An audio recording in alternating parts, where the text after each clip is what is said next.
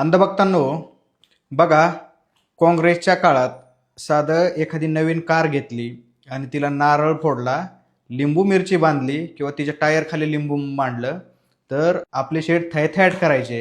याचं एक उदाहरण बघा. उन्होंने कार के ऊपर पता नहीं नींबू और मिर्ची न जाने क्या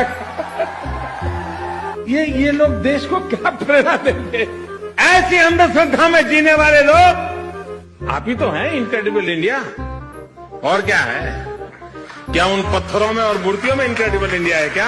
अंधभक्तांनो, हे आहेत तुमचे पप्पा विश्वगुरु.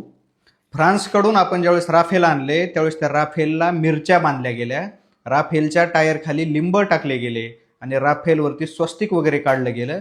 हे तुमच्या पप्पांच्याच मंत्रिमंडळातले संरक्षण मंत्री होते राजनाथ सिंह.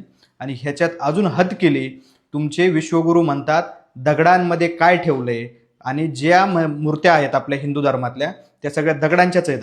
याचा अर्थ आपले विश्वगुरु त्या मूर्त्यांची सुद्धा हेटाळणी करतात, त्याला दगड मानतात, त्यांना अंधश्रद्धा मानतात.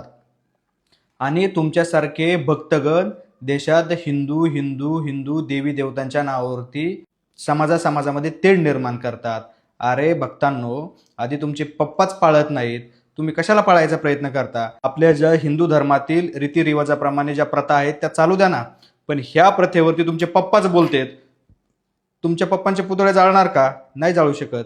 कारण ज्यांना आपण वैचारिक बाप मानलं त्याच्या विरोधात तुम्ही काही करू शकत नाहीत. ही तुमची एक दुखती नस आहे. ह्याच्याबद्दल तुमचं काय मत आहे ना, खाली कमेंटमध्ये नक्की सांगा मला.